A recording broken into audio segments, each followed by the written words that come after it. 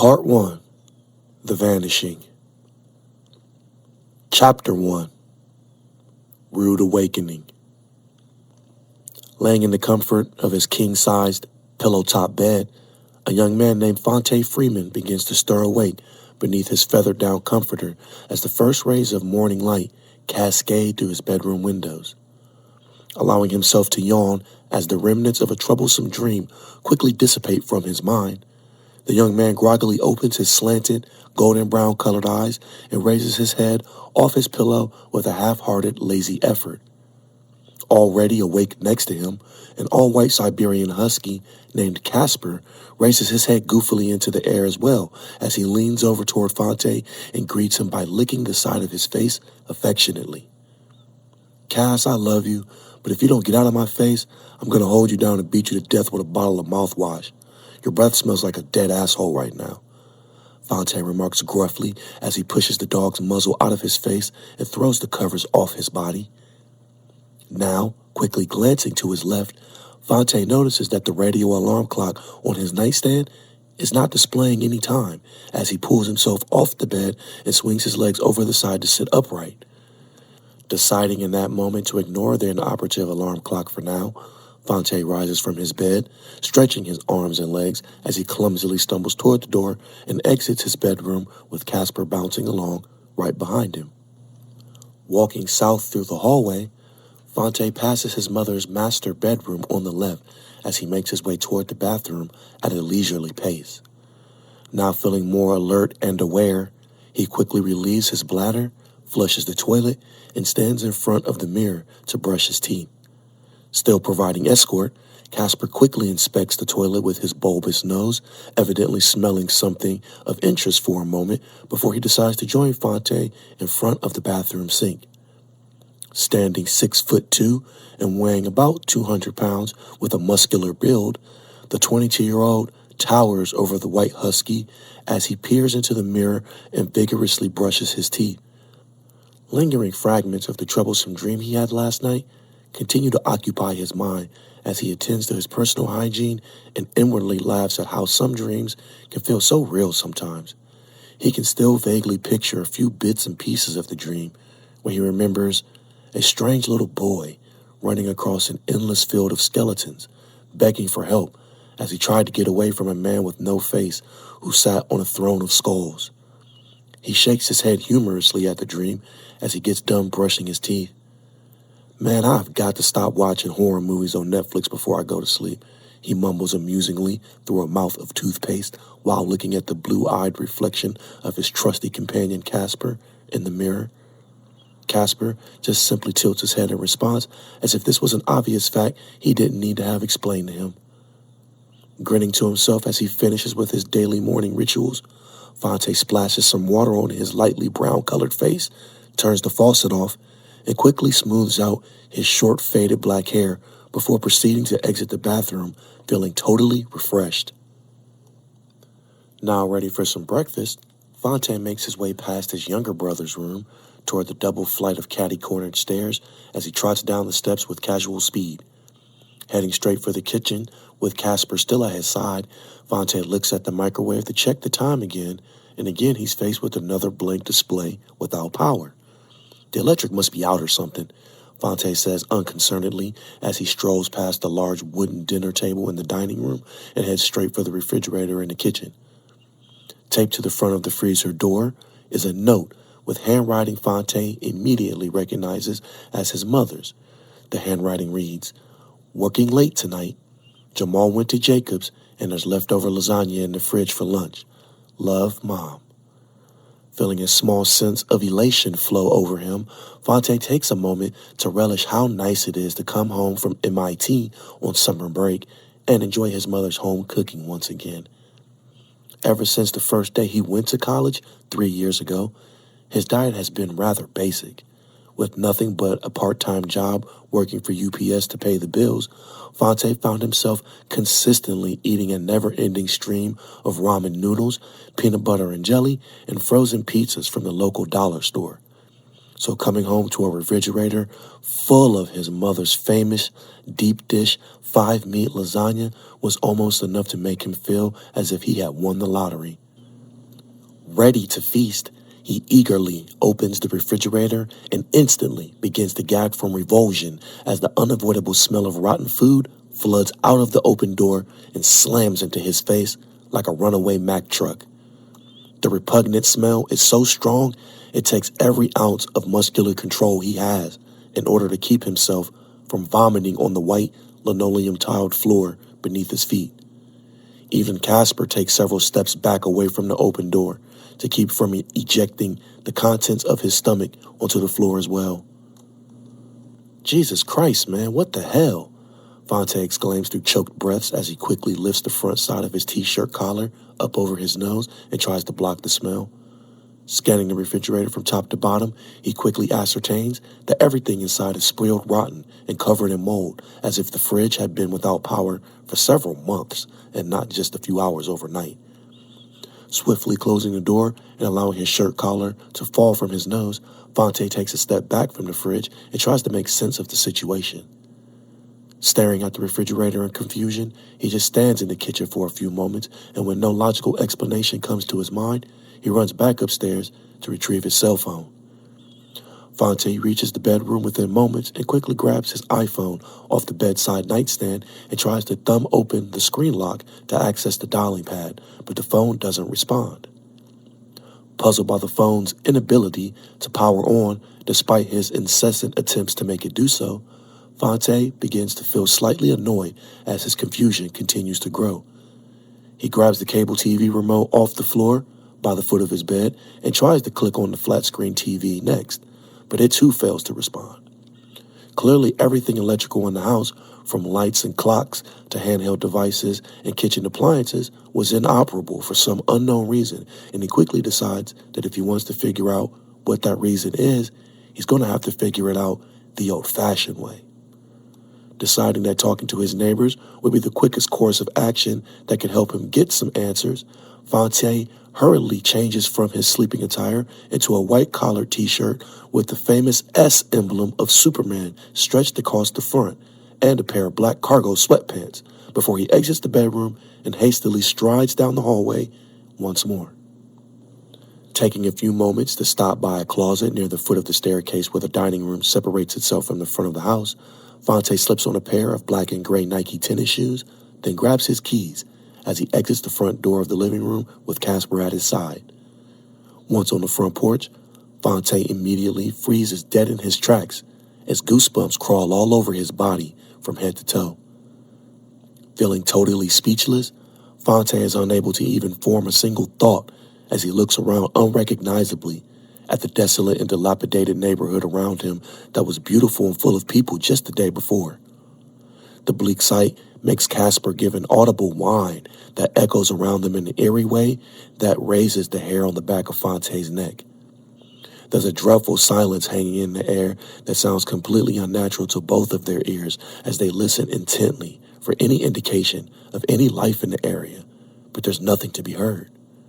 No birds, no other dogs, no sounds from engines and cars, not even wind in the leaves. There was nothing. Finally breaking through the paralysis of shocked befuddlement, Phonte steps off the front porch as he begins to slowly walk down the concrete path leading to the driveway and slowly surveys everything around him. He immediately notices vehicles littered up and down the middle of the street as if their drivers had suddenly stopped driving and abandoned them in the road without a second thought. With his eyes now adjusted to the pale sunlight outdoors, Phonte notices everything around him looks as if it has somehow aged to become a dull and lusterless version of itself. For a moment, it feels like he's looking at an old photograph of the world that has faded from decades of passing time. The trees lining the street look badly enervated and stand still as statues with a sense of sterility evident in their appearance, despite the fact it was the middle of summer at a time when they should be flourishing. Instead of luscious green leaves, they were a pallid pickle green color that looked drained of vitality in some crucial way. Even the sun rays look and feel empty as they shine down through a dim, stormy gray-colored sky. Up and down the street, Phonte also silently observes the neighborhood landscaping has been severely neglected as the yards of every house in sight including his own, looks to be overgrown with weeds and wildflowers. In some areas, the vegetation easily reached knee-high and appeared to be overtaking the houses around them, drowning them from sight. Obviously perturbed by the unnerving muteness hanging in the air around them, Casper utters another low whine that makes Phonte shudder as they cross the driveway and approach the home of the Clayton family next door. "Yeah, I don't like it out here either, boy. Something's definitely not right," Phonte says somberly to his canine sidekick, who marches close beside him until they reach the Claytons' front door. "It looks like a ghost town straight out of a Rob Zombie horror movie or something, and I'm starting to get the feeling that a power outage is going to be the least of our problems today." Looking around one last time, as if he was trying to make sure he wasn't hallucinating the whole scenario around him, Phonte proceeds to ring the doorbell of 5973 Beach Gate Road and patiently waits for someone to answer the door. After waiting for what seems like an eternity for someone to answer, when no one does, he rings the doorbell again, then opens the screen door and follows it up with a series of stern but polite knocks on the front door itself. The sound of the knocking echoes and reverberates mutedly throughout the seemingly uninhabited neighborhood, with a hollow sound that returns to his ears, sounding like it was coming from far away instead of right in front of him. Phonte tries to gauge how long he's been waiting on the porch and is quickly disturbed by the realization that he's unable to coherently comprehend the passage of time for some reason. He estimates about 5 minutes have passed, yet in a way, it almost felt as if time stretched those 5 minutes out for 5 hours at the same time. He couldn't tell for sure, and the feeling is very disconcerting to say the least, but when he rings the bell and knocks on the door for a third time with no answer again, he decides to give up and try another house. Turning and stepping off the porch, he briskly walks down the driveway of the Clayton residence, past the Volkswagen Jetta belonging to Mrs. Clayton, and crosses the street full of abandoned vehicles as he marches up to 5970 Beach Gate Road, with Casper still at his side, not missing a step. He repeats the process of ringing the doorbell and knocking on the front door, and when no answer comes again, he moves on to the next house and the next house. He continues doing this for several minutes, or was it days? Becoming more and more perturbed every time that no one answers. After knocking on the 16th or so door in a row with no response, Phonte feels his emotional consternation starting to melt away into pure despair as he considers the idea that he might be the only living person left in this strange, hauntingly empty neighborhood. As they approach the corner of Beachgate Road and Avalon Court, Casper suddenly begins barking with what sounds like excitement as the perceptive Siberian husky draws Phonte's attention toward a lone man standing in the middle of the road about 20 yards away from them.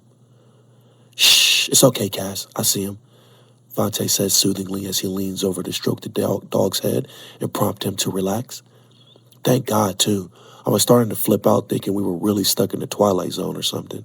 Hopefully this guy can tell us what the hell is going on around here."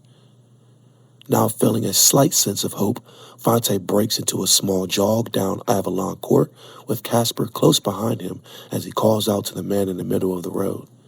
"Hey, man, am I glad to see you," he shouts as he closes the distance between them to within 10 yards. "I feel like I just woke up in a bad Sci-Fi Channel original movie or something." The stranger makes no attempt to acknowledge Phonte or his canine friend in any way as they approach him from the east. As they begin to get closer and closer, Phonte can see the man looks dirty and disheveled, as if he hadn't bathed, shaved, or changed his clothes in weeks, and suddenly he begins to wonder if he made the right decision coming down here to talk to him. Moments later, Phonte comes upon the slovenly man as he stands in front of a 2-story, blue-colored house and pauses for a moment with an expression of unease as he looks the man over. Seemingly oblivious to Phonte's and Casper's presence, the unkempt man pays them no mind and just stares off into space with a lackadaisical facial expression that looks vacant and distant. His skin is sweaty despite being covered in so much muck and grime that he looked like he crawled out of a swamp.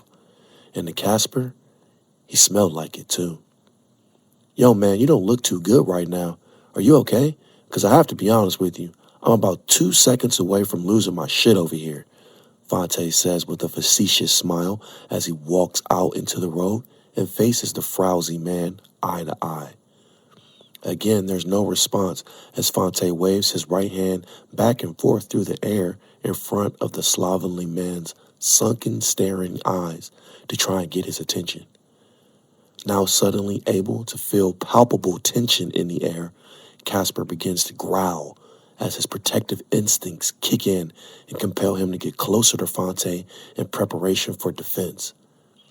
Deciding to take a chance, Phonte cautiously steps forward with his hands outward in a non-threatening pose as he reaches out and places a hand on the man's shoulder. When the man makes no response to the contact, Phonte tries to lightly shake him out of his dazed mental state, but again he gets no reaction of any kind. Then suddenly, the man's eyes go wide with visceral rage as he unexpectedly lunges forward onto Phonte without any warning and wraps his hands around his throat with a superhuman death grip. Rah! The man screams out maniacally as he clamps down on Phonte's windpipe and drives Phonte backward off his feet until he collides with an abandoned green car parked on the street behind him. Casper immediately springs into action and attacks from behind as he darts forward and bites into the man's right calf with a mouthful of tarnished ivory-colored teeth that sink into his flesh without mercy.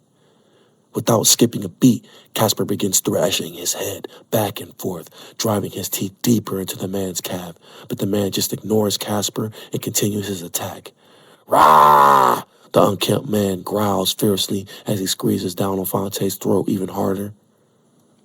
Helpless and unable to defend himself as he's bum-rushed by the raving lunatic and thrown into the car, Phonte tries not to panic as he tries to get away with no luck. Suddenly, seeing multicolored spots dance across his vision as he starts getting lightheaded, Phonte quickly decides he's not going to go down without a fight as he launches a right elbow into the man's temple.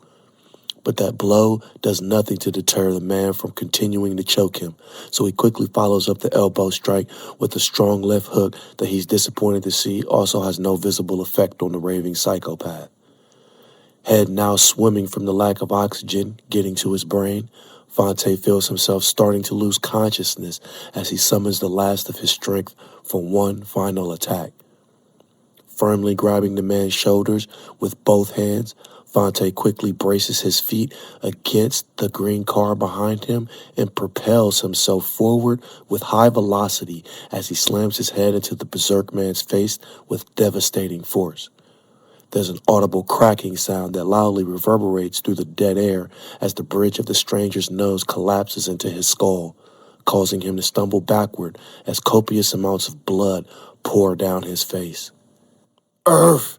The psychotic man yells out as he instinctively cradles his face with both hands and drops Phonte to the ground, who can finally breathe again for the first time in what felt like an eternity.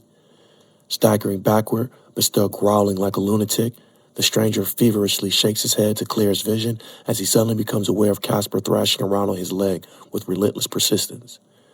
Now totally suffused with primal rage, the strange man barbarically grabs Casper by the scruff of his neck and yanks the Siberian husky upward into the air with minimal effort.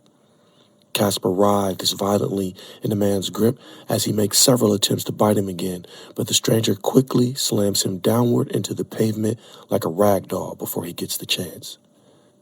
Instantly, Casper yelps out in pain, and Phonte watches helplessly as the growling man savagely pulls the dog off the ground and pinches him toward the two-story blue-colored house like a football. There's another crying yelp from the injured dog as he slams onto the sidewalk and rolls up into the overgrown front yard where he tumbles to a stop amidst some weeds. No! You bastard! I swear! I'm going to... Phonte exclaims through choked breaths as the man turns his attention back to him and charges forward. Quickly, Phonte tries to scramble back to his feet, but the strange, crazy man is too fast. Before Phonte knows it, the raving lunatic is already looming over him and lunging downward to finish what he started with snarling enthusiasm. Just then, the slovenly, unkempt man is suddenly blown off his feet as a deafening shotgun blast hits him in the torso and launches him away from Phonte in the blink of an eye. Ears ringing with immense pain from the loud report, Phonte jumps to his feet and quickly turns to face the direction that the killing shot came from as he throws his hands into the air and signals his immediate surrender. Whoa, whoa, whoa, slow down, don't shoot, Phonte pleads to the gunman as he backpedals into a defensive position behind the green Toyota Corolla's rear passenger side. The gunman, who Phonte immediately notices is not a man at all, simply racks the shotgun without mercy and chambers another shell as she quickly arcs out behind the backside of the car and takes aim at him with calm, deadly confidence. Unless you want to die right where you are, I suggest you shut your mouth and stop yelling before you get us both killed, she says coldly as she steps forward and maintains focus on her target. Dressed in the dark blue sleeveless shirt that can be seen beneath a black tactical vest jammed full of shotgun shells and various other weaponry, the young, dark, brown-haired woman is also wearing a pair of faded, khaki-colored shorts that leave 80% of her toned, athletic legs exposed for viewing and some black low-top sneakers. Still shocked by the sudden turn of events that resulted in his now current situation, Phonte immediately complies with the young lady's demands by keeping both hands raised in the air. He then slowly uses his right hand to touch his lips and mimes, zipping his mouth shut, indicating that he has every intention of keeping quiet for the time being. She was the one with the shotgun, after all. Wise decision. I'd rather not have to waste my ammo killing the first non-crazy person I've seen in a month, the young, beautiful woman says as she locks her mesmerizing, gray-colored eyes onto Phonte. Now, quietly, tell me who you are, where you came from, and how you got here, and what the hell you're doing out here trying to get yourself killed. Taking a moment to compose himself, Phonte inhales the dry, stale air of the soundless landscape and quickly gathers his thoughts as he speaks with a hushed tone to match that of the young lady pointing a 12-gauge Mossberg at his chest. Well, first off, thank you for saving my life. My name is Phonte Freeman. I live one street over on Beachgate. I just woke up not even a half hour ago, and I have no clue what the hell is going on, he says with sincerity as he continues speaking. I've been walking around this ghost town of a neighborhood since I woke up looking for anyone who could tell me why all the power is out. And that's when I ran into Mr. Psychopath Killer here with a smashed face and a chest full of buckshot over there. Eyeing him suspiciously as she considers his words with careful consideration, the strange shotgun-wielding female with hypnotic gray eyes takes a step toward Phonte as she slightly lowers her weapon. Have you been living under a rock or something somewhere? She asks with a tone of condescension in her voice. When he says nothing in reply, she simply shakes her head. Just look around you, buddy. The world went bye-bye. That's what happened. Yeah, that much I can see for myself. But why? How? And when? Phonte asks with his hands still raised in the air quizzically. From across the street, in front of the blue two-story house where the disheveled man was standing, there was a soft whimpering cry from Casper as he limps out of the tall grass with an injured right rear leg and a bloody nose, but otherwise unharmed. Casper! Phonte yells out as he completely forgets that the beautiful fair-skinned female is pointing a shotgun at him. Without hesitating, Phonte runs across the street to meet his canine friend and descends to one knee to embrace the Siberian husky affectionately as he reaches the sidewalk. Good boy, he says with a loving smile as Casper licks his face with rapidity. Glad you have my back, buddy, but if you ever do some crazy stuff like that again, I'm going to kill you myself. Finding herself slightly envious of their reunion, the young woman makes no attempt to break up the happy congregation as she finally lowers her shotgun and walks across the street to stand next to the pair of reunited friends. Okay, we need to get off the street before more of them show up. Since your house is nearby, we can go there and talk, and I'll tell you what you want to know.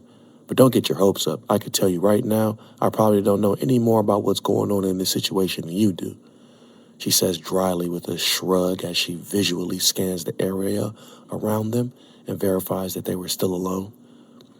I don't even know your name yet, and you're already trying to get me to take you back to my house? Did you at least want to get to know me a little bit before we take this to the next level? Phonte says with a glib and crooked smile as he stands to face the young woman. She simply shakes her head and rolls her eyes at the facetious attempt to make a joke as she lets the irritation that she's feeling show on her face.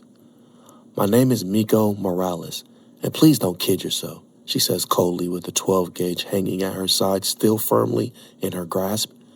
Standing shorter than Phonte, Miko is a young Japanese-American girl who stands about 5'7" and weighs about 135 pounds with a slender athletic frame, so the tip of the shotgun she was holding was nearly touching the ground as it hangs by her side, ready to be used at a moment's notice. Well, it's a pleasure to meet you, Miss Morales, Phonte says, still smiling as he rubs his sore neck. Please don't call me that. I'm not an old lady, the young girl snaps impatiently. Phonte keeps an eye on the shotgun as he nods in acknowledgement of Miko's request, then turns to walk westward on Avalon Court back toward his residence on Beachgate Road. Now, as long as you don't shoot me in the back so you can, steal my supplies or something like the looters you see in those end-of-the-world flicks, I say our relationship is off to a fantastic start, Miko. Well, lucky for you, I already have my own supplies, so if you're done trying to be Mr. Romeo, please just lead the way, jackass, Miko says with exasperation as she falls in line behind Phonte and Casper while they lead the way back toward the intersection of Beachgate and Avalon. Approximately 5 minutes pass, or was it 5 hours, before they make their way back up the street toward Phonte's house. The trio walks up the driveway in silence until they reach the front porch where Phonte calmly opens the door of his house and walks in. Nervously, glancing backward over his shoulder, Phonte finds himself halfway expecting the shotgun-wielding hottie to suddenly blow him away right then and there. But when she does it, he immediately relaxes and continues leading the way forward. Reluctantly, stepping inside the house with her shotgun now raised in both hands, Miko looks around the quaint living room with timid reservation as she does her best to mentally visualize the general layout of the house from her position by the front door. I'd offer you something to drink or a snack or something, but it appears the power outage caused all the food to go bad and the only thing I can offer you to drink is water. But if the power stays out for much longer, we won't even have that for very long either, I don't think, Phonte says anxiously as he offers a smirk of embarrassment to his guest. It's okay. I don't plan on staying very long anyway, Miko says somberly as she quietly shuts the front door. Phonte replies with a shrug of his shoulders that says suit yourself as he walks over to the black suede couch placed against the north side wall of the living room and sits down, indicating to Miko that the floor was hers if she wanted to speak first. Obviously, still distrustful of their guest, Casper remains sitting in the center of the living room with his eyes locked on Miko, waiting for any sign of hostility that would prompt him to attack, injured leg or not. Unintimidated by the dog's aggressive glare, Miko locks eyes with Phonte and lowers her shotgun to her side once more as she begins to speak.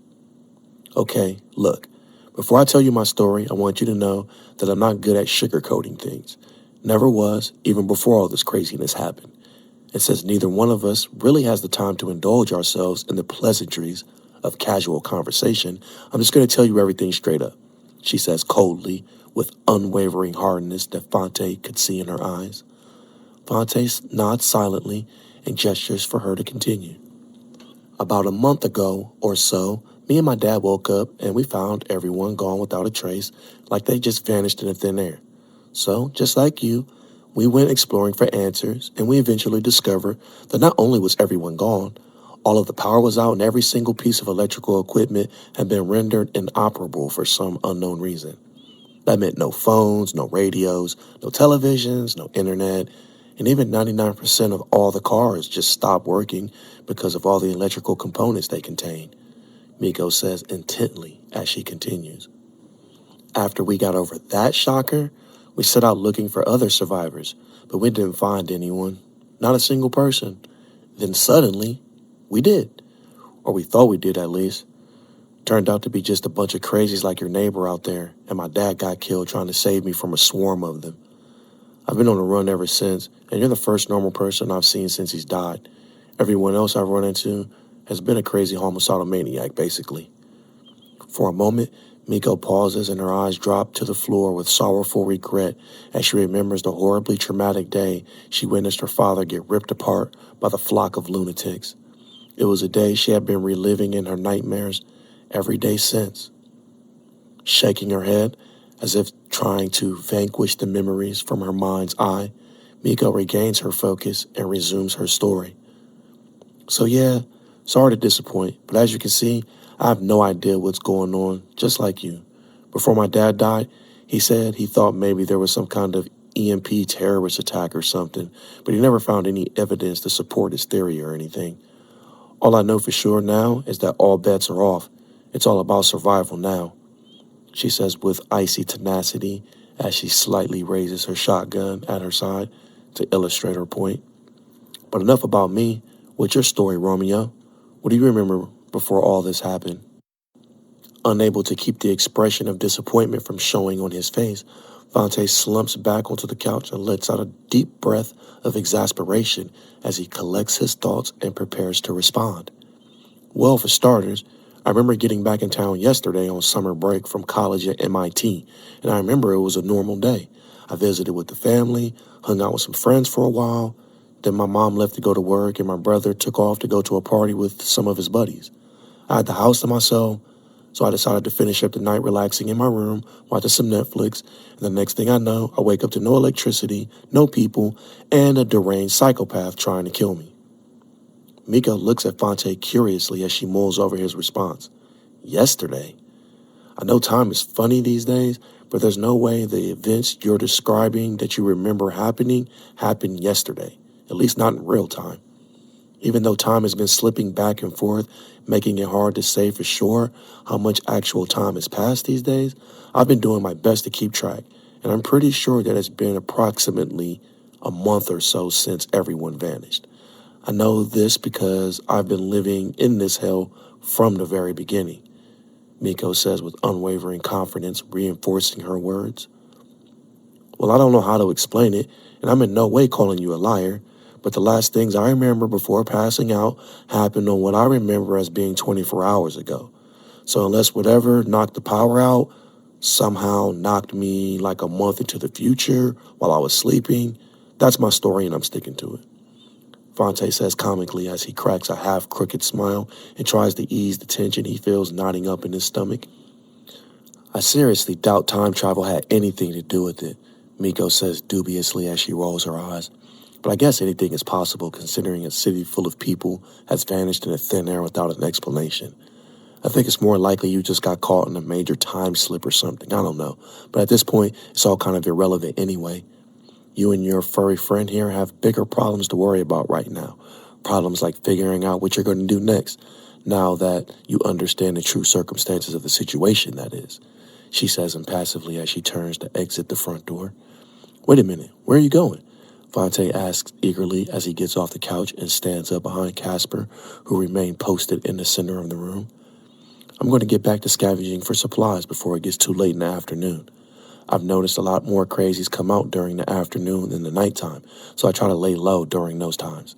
They get really vicious when they cluster into groups. Well, shouldn't we stick together then? You said yourself I'm the first normal person that you've seen in over a month, and isn't there safety in numbers? Not only could we watch each other's back, I have plenty of dry storage food and other supplies here that I'd be more than happy to share if you let me and Casper tag along with you. At least until I get my bearings and find out where my mom and little brother are, Phonte says prudently as he steps around Casper in the middle of the living room and slowly approaches the young brown-haired beauty. With her hand now firmly gripping the doorknob, Miko pauses momentarily as she quickly ponders the proposal before responding. Why should I trust you? She asks somberly as she turns to face him. I don't know. Maybe because we could be the last remaining survivors of a terrorist attack, and there really aren't a whole lot of other options. Besides, it's obvious we stand a much better chance of surviving this craziness if we work together and combine our resources. So why not trust me? You're the one with the shotgun.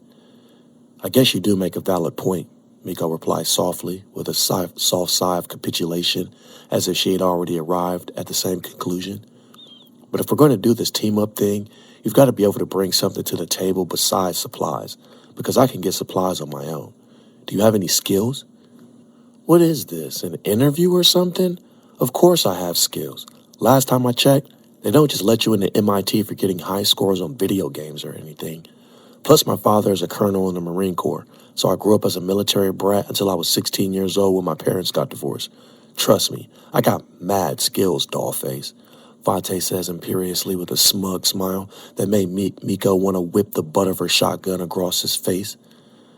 Fine, we'll stick together for now, but only as long as you understand I will not hesitate to blow your ass away if you make any attempt to screw me over in any way, Miko says with extra emphasis. I can live with that, Phonte replies. You won't be the only one with a gun who's sleeping with one eye open in this arrangement, so it's all good. And unlike you, I got my homie Casper to watch my back. To this, Casper issues a single, deep bark, as if to say he was in total agreement with Phonte's assessment of the situation. Looking from one face to the other while they stand next to each other with such obvious camaraderie, Miko stifles a giggle as she shakes her head at the pair of friends. Fair enough, Romeo. I got an old pickup truck from the 60s with no crucial electronics in it that I managed to get working a few weeks ago, and it's parked a few blocks over from here. While I'm heading over there, you and your trusty sidekick here should get together whatever supplies you want to bring along for the ride and be ready to go when I get back.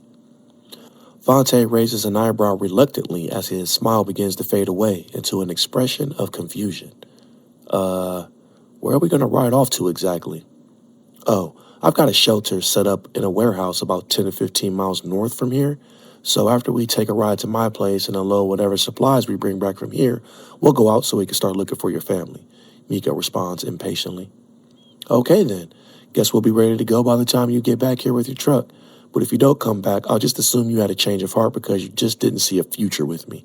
And don't worry, I promise I won't hold it against you if we ever meet again, because in all those end-of-the-world flicks, everybody always meets again. And, shaking her head and rolling her eyes with annoyance, Miko ignores the rest of his response and pulls the front door open while Phonte is still speaking, then exits the house without looking back. Casper immediately scampers over to the screen door as it closes and begins to bark excitedly. Phonte also steps to the door and stands behind the screen to watch the young, beautiful shotgun-toting girl jog out of the front yard and down the street out of sight. Yeah, well, get over it, buddy. I already called dibs on her way back when you were hiding in the grass, letting me get my ass kicked 10 minutes ago, Phonte says with another crooked smile as he turns away from the door and sets off into the house to begin gathering food, equipment, and supplies. Ignoring his master's snide remarks, Casper stays by the door a little while longer as he exclaims one last set of barks that didn't sound like the simple bays of a vacuous animal. As he begins packing his gear, to Phonte, it sounds like Casper is calling for the young Miko Morales to turn around and come back so they wouldn't have to be alone again. And although he'd never admit it out loud, Phonte couldn't agree more.